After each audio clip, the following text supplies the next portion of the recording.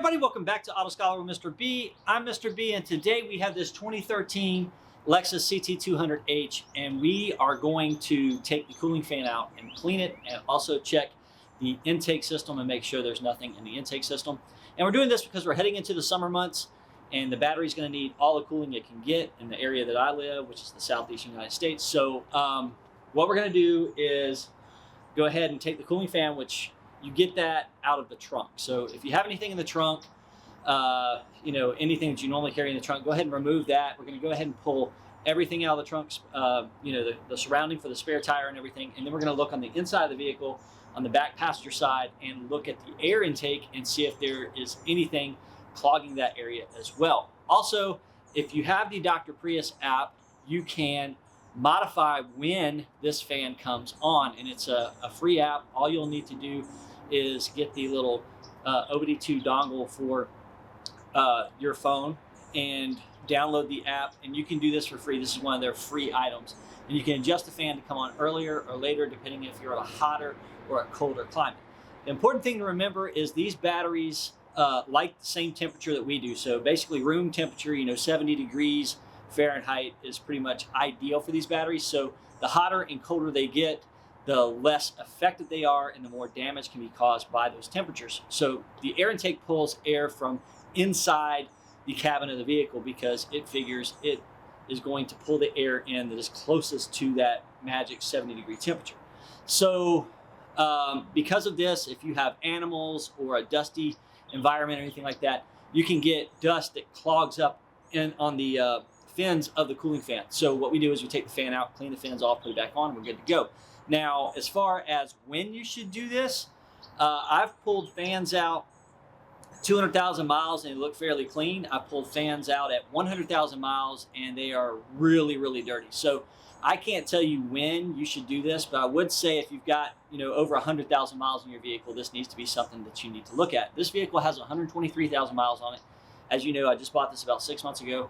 So it's one of the things I've been wanting to do, and I'm going to take you along for the ride. Let's go ahead and get started. Okay, we are at the right side rear part of the vehicle, and as you can see here, we have this little grill here, and this is where the battery pulls in air at. So if you have any items back here, make sure that nothing gets over this grill because it can affect the way that the air comes into it. So what we're going to do is just pull the seal back, and this should pull out fairly easy with your hands. And some cars will have a filter on the back here. Mine does not. But as you can see, there is some dust and everything in here. So we're going to take some compressed air and just blow this out, make sure it's all good to go. If you do have a filter in here, you can take it off and you can wash it out with water and maybe a little soap just to get everything clean. Make sure it's good and dry and put it back on here. It looks almost like a little hairnet that goes around here. And make sure that you reattach this and nothing gets in the way of this while you're operating the vehicle. So when you go to put it back on, it just clamps right back in, pops down, and then you put that seal on and basically you're done. Let's move on to the trunk. Okay, so first thing we want to do is go ahead and pull this out right here.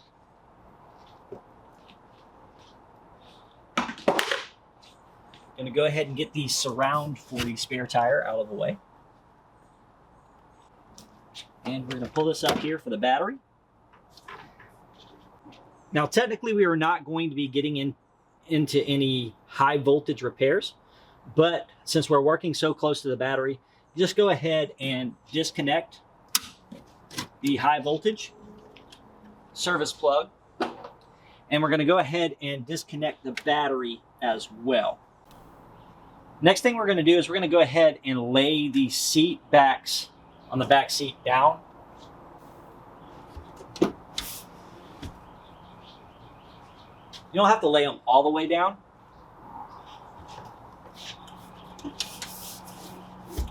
Because what we're going to do is we're going to go ahead and pull this piece out right here. And there's about 6 clips to hold this in.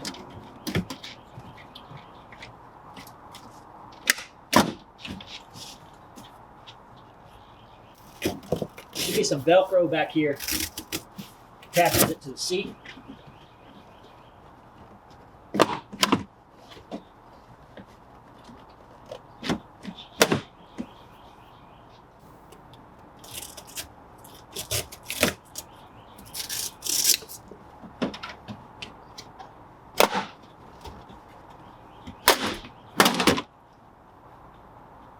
Okay, now we're going to take the exhaust, battery pack exhaust off of here. There's a little clip back here that comes off. This little clip right here, just put it somewhere so you don't lose it. And this pulls off, it pulls to the side. You want to check and make sure that all your foam around here is good and nothing's come loose, because you really want all this heat coming out of the battery pack to exhaust away from the battery pack. Now we're going to go ahead and take this piece off. You have a clip here, and then you have a clip down here. And I'm going to take the seat out and show you where that clip is, the seat bottom, because it's a lot easier to get with the seat out. Okay, to take the seat out, what we're going to do is we're going to just take a firm grasp at the bottom of the seat and yank. And I already got that side out. I'm going to hold it at a 45-degree angle. Okay, and I'm just going to rock it out. You have to kind of work the seat belt through. You can just pull it back this far. It's really not, you don't have to take the whole seat out. But the clip is right here. I'm going to grab the camera and show you a better view of that. So back on the passenger side, or the right side of the vehicle, you're going to see underneath here, pull this little black area up, and there's a clip right here, this white clip. See if I can get the camera to focus. And you're going to want to pop that loose. And this is actually the bottom part of the other piece that we're taking off. The other part, the other clip that we take off is right here. And again, just use your trim tool, and then this will lift off here, and it'll expose the fan, which you can already start seeing there. So for the rest, what we're going to do is, this is the air intake. This is coming from your filter. As a clip here, we're going to pop this loose there. This is going to pull back. And then you're going to have two bolts straight down there, two 10 millimeters, and you have one here. And then we are going to unplug this plug right here. This is just a disconnect. It has a little button right here that you press and pull out. And then, of course, pop this loose, the wiring loose from the holder, and then the fan should come out, and we can go ahead and clean it.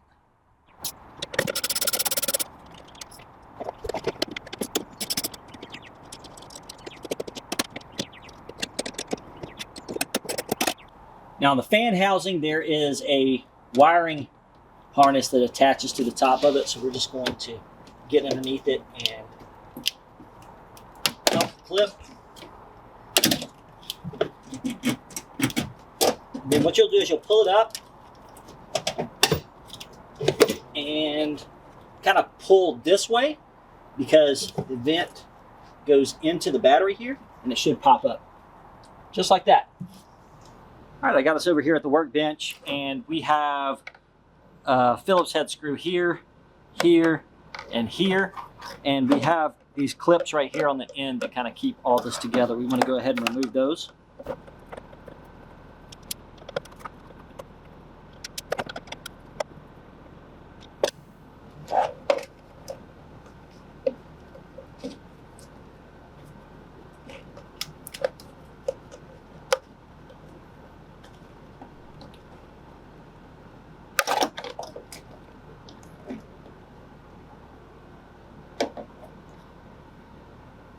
And here's our fan. As you can see, you do have a little bit of dust build up here. And so what we're going to do is I'm just going to take something, I'm going to wipe this dust off. You can take an air blower, but really just wiping off each blade. Some people say, you know, wash it off with water. I don't really think that's necessary. You just want to get all the blades clean and make sure that they are good to go.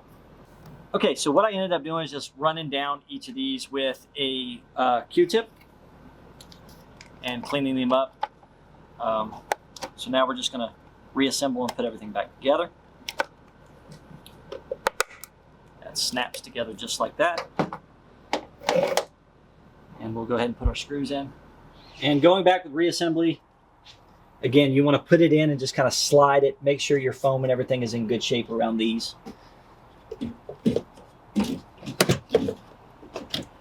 Make sure your bolt holes are lining up. There